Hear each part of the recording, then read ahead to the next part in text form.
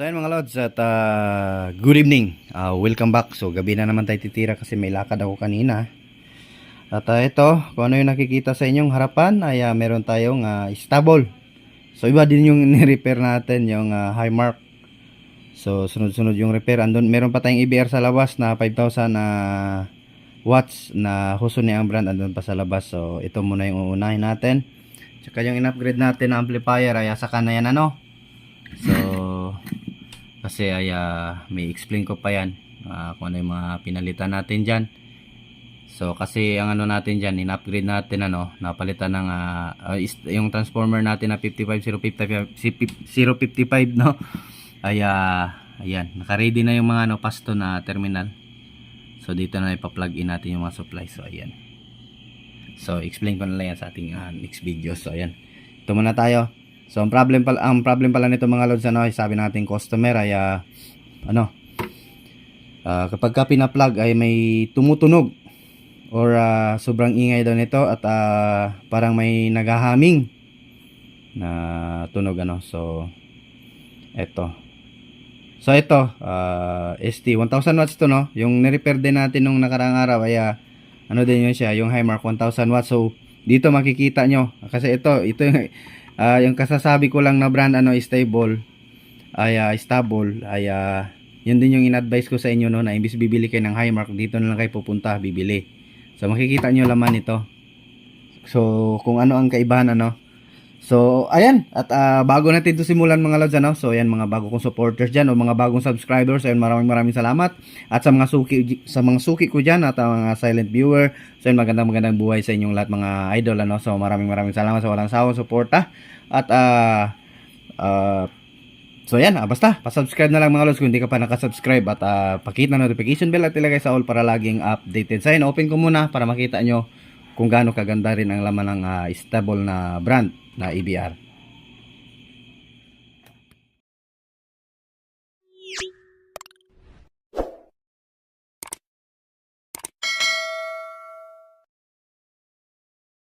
So ayan, tanggal na yung kanyang mga screw. Oops, ayun. So lapag muna natin. So ayan mga lods, makikita nyo. So ayan, diba ang laki mga lods? Yung kahapon parang ito lang itong sa loob lang ng parang ganito lang talaga mga lods yung size kahapon ng transformer nung unang repair natin nung nakarang araw pala, sorry. So ito lang yung pinasok lang dito sa loob, yung size nun. So ayan, ang laki. Ito yung laman, ito yung totoong 1000 watts. So ito maririnig natin to kung anong problem. So wala namang sunog. So ito, explain din natin to mamaya. Kasi may mga ibang subscriber na nagtatanong ano dong value ng resistor. Kasi siguro nasusunugan. So ito sasabihin din natin mamaya So yung color code na lang yung sasabihin ko. Kaya na lang yung mag-input sa color code calculator o resistor color code. So mag-download na kayo sa Play Store meron sa Play Store. So para hindi na kayo mahirapan sa pag-tracing ng determine ng value. So ayan. So ang unang gagawin natin dito ay kapag nagto-trouble kayo mga lods kagaya kanina may nag-PM sa atin na paano malaman. So ayan. Ang gagawin natin dito ay itong voltage arm ay iikutin natin. So isagad natin. Kung iikot po yan pabalik, so it means okay yung kanyang low volt na kasi low to dito mga lods, ito yung high dito na side switch ito yung low volt sa taas. So ayan, plug natin. So ayan parang gumagana mga lods kung naririnig nyo. Ayun oh.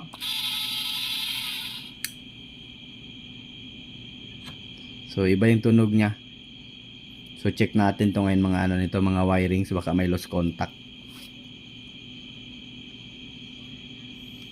So yan, so far ano naman.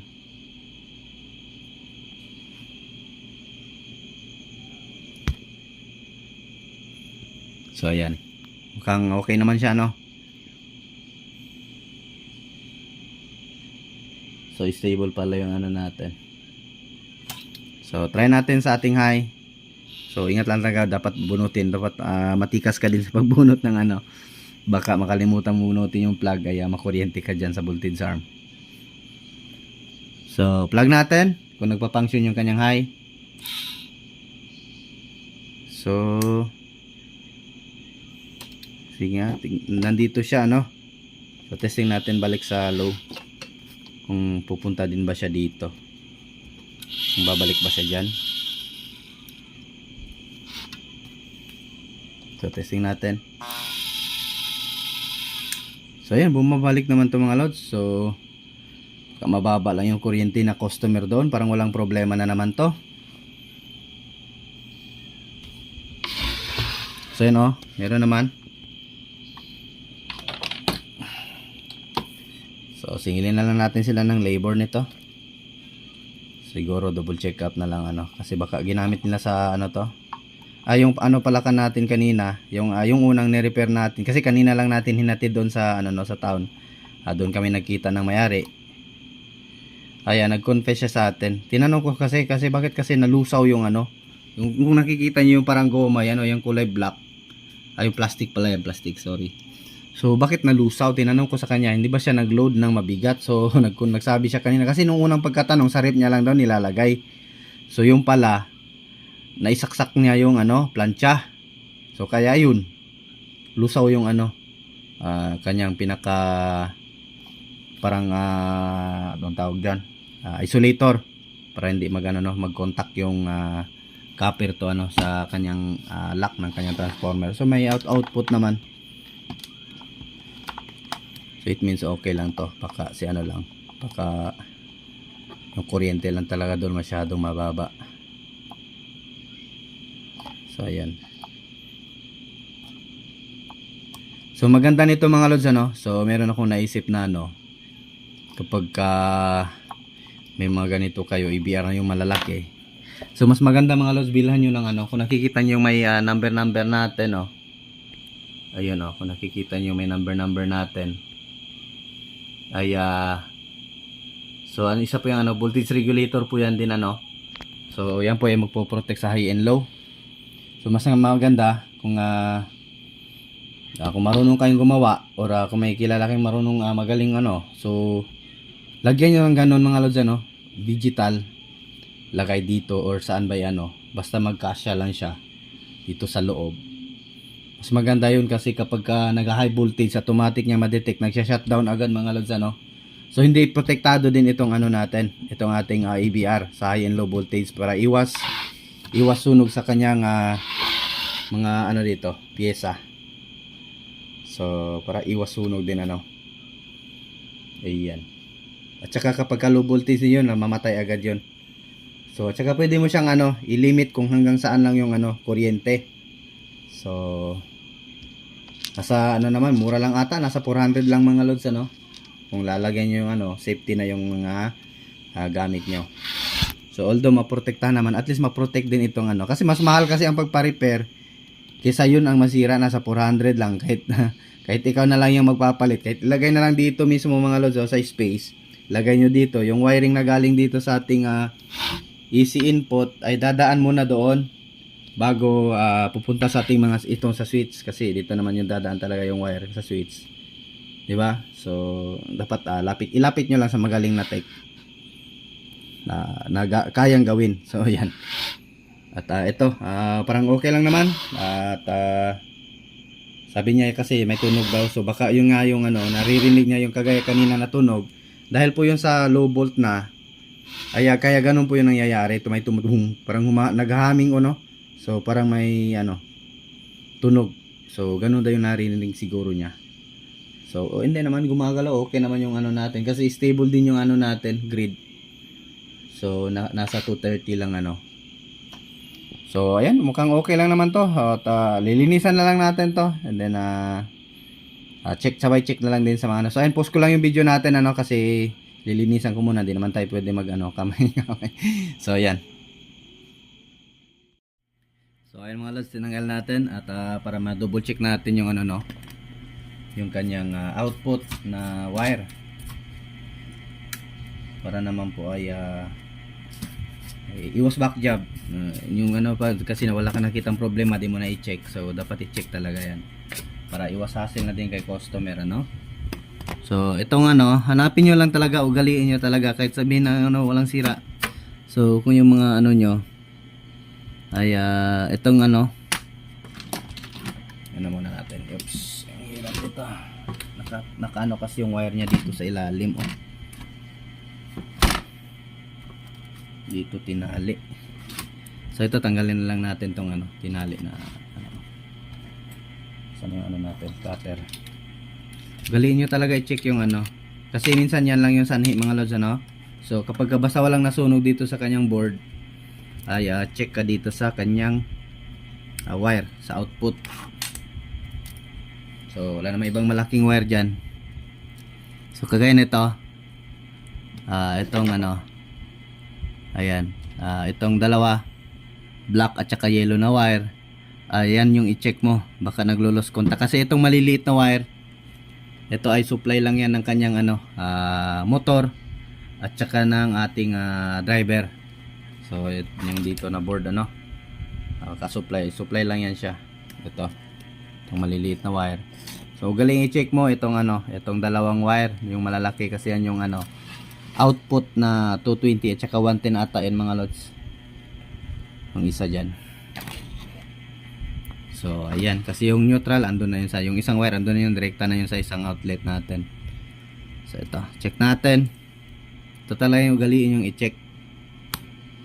Nagtaka kayo walang output or may output tapos hindi naman kaya, hindi niya kayang i-handle nung yung sabihin mo nung bago pa yan okay pa naman, kayang-kaya dalhin.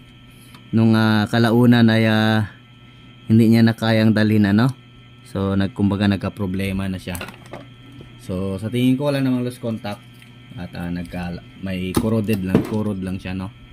Parang kinalawang lang. Lagyan lang natin ng thinner para mamatay yung ano, kalawang na kulay green. So okay naman. So ito mga lods ay ang transformer niya copper. Ito nahihinang. Ito yung maganda. Kasi yung iba aluminum ano, alloy na. So ito nahihinang. Copper talaga siya. So yan. Yan yung maganda na ano, ito yung magandang EBR. So pure copper yung gamit nila na ito. Ayan oh, nahihinang oh. Hinihinang, dumidikit eh. Yung alloy kasi iniipit lang nila mga lods ano. Yan oh, nakahinang siya. Left and right. So ano ko na lang to, pinagbin. Kaya natutusok yung ano. So ayan, okay lang siya, walang lost contact. So balik na natin.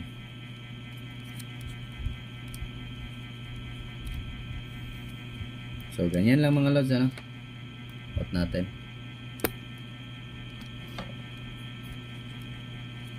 Then balik yung ano, itong pinaka ano niya, kumbaga itong shield niya or itong spaghetti wire ano. Spaghetti wire. So then tali lang ulit para iwas ano, galaw-galaw.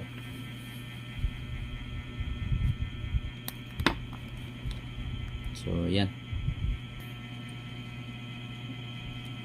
So yan. At balik na natin to at magre-review tayo nito sa ano, sa kanyang mga piyesa ano. Alam nyo yung ano kung nasunugan kayo.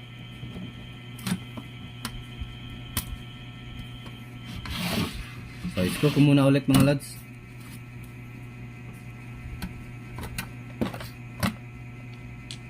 Sa metal nito.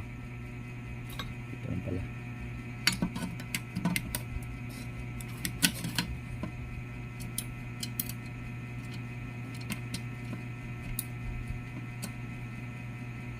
Then baka nagustuhan nyo yung video natin mga lods, at huwag kalimutang huwag kalimutang i-like at sana may ni-share din ako idea sa inyo, no?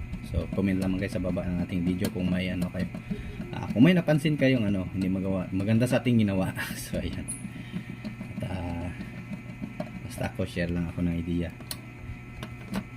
para in case kung in case yung mga nagbabalak ding bumili ng ABR, at least nakikita nyo yung laman at nire-review din natin kung ano yung mga need na bantayan sa isang ABR, or need na i-repair in case may problema, need na i-check or unang gagawin, so para malaman kung ano yung problem.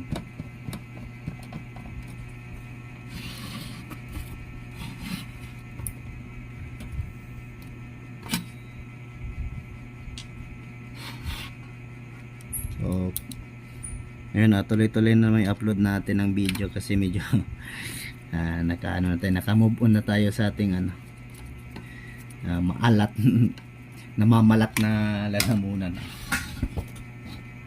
Sobrang kakahanap ng pera, kaya yun ang resulta, nagtrangkaso tayo. Oops, hindi pala po dito, laki ata ito ata.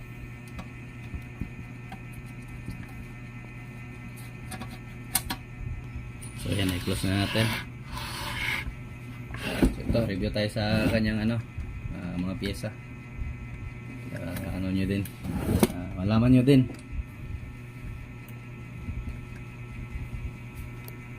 Galin natin yung camera. Ayan.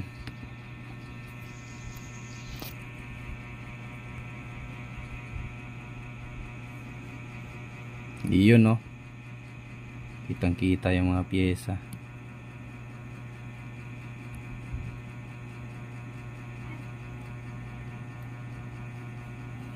Ganda ng camera. So ayan, at tuturo natin.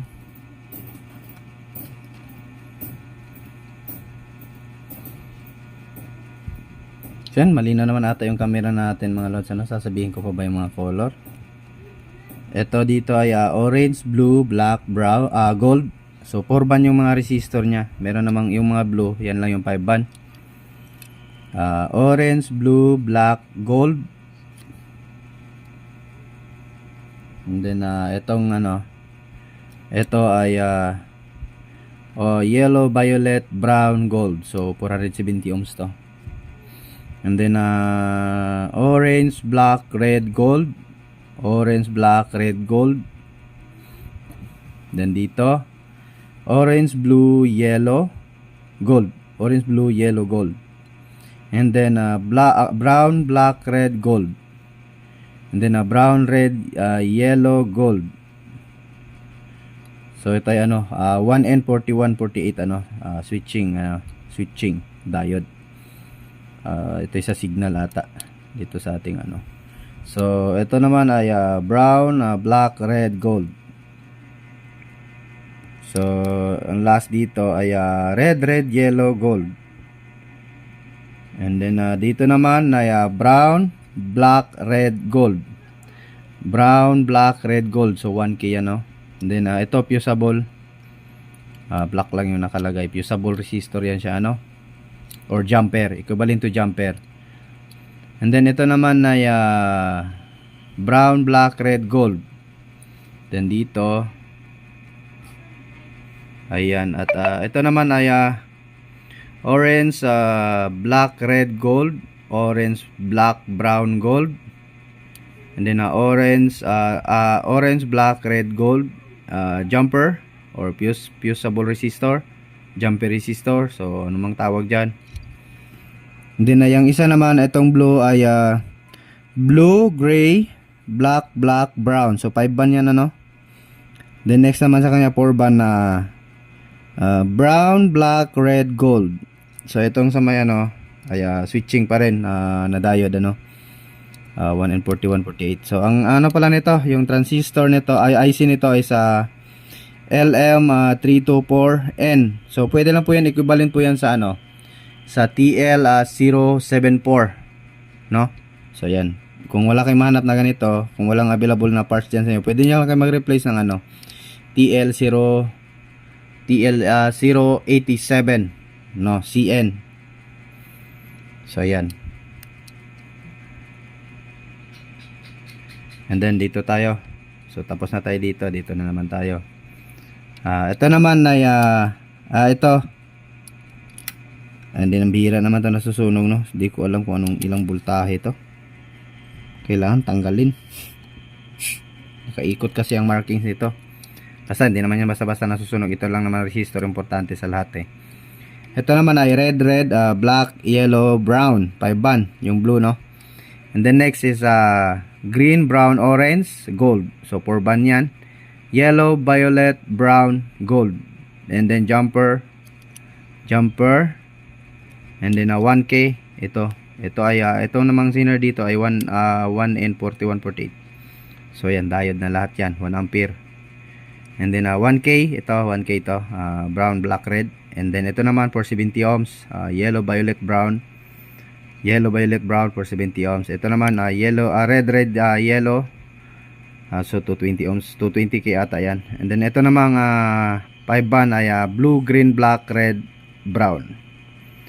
And then next is red, yellow, red, gold. And then 1K ang last, brown, red, brown, black, red. So ayan.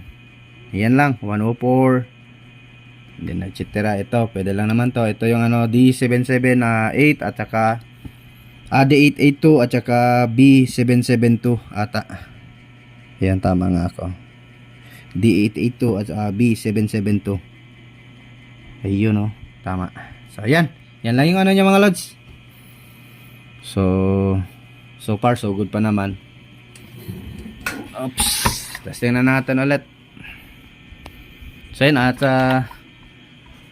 sana nagustuhan yung video natin mga lods, ano, paki-like na dyan. At please don't skip ads mga lods, ano, yan lang po yung revenue ko. So ayun, no, naka-delay pa siya.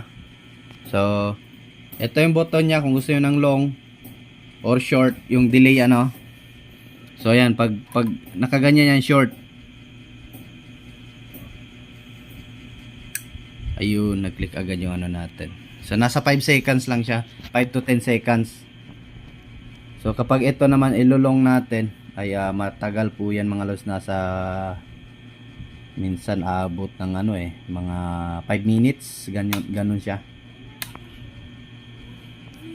So kapag naka-short, nasa ano lang 5 mga ano lang 10 seconds, 10 to 30 seconds depende sa ano. So nakalong pala, sorry. 1 2 3 4 5 6 7 8. So ayun na, yun nga, mga ano lang siya, nasa 5 to 10 seconds yung delay ng kanyang short. So kapag wala namang output mga lods at working dito, merong voltahe, so ito lang i-check nyo, fuse. Palitan nyo lang ng fuse. Itong ano, kasi ito yung sa output. And then yung sa primary naman ay sa primary ba yan? Wala pala itong sa ano, isa sa primary lang pala ang nilagay nito. So ayan, primary lang pala ang may fuse. So wala pala siyang fuse sa output. Yung iba, yung mga husone, dalawa yung fuse, ano, meron sa input at saka meron sa output. So ito ano lang, input isa lang. So ayan. At done na siguro tayo mga lods, ano. At ayan, at maraming salamat, ano.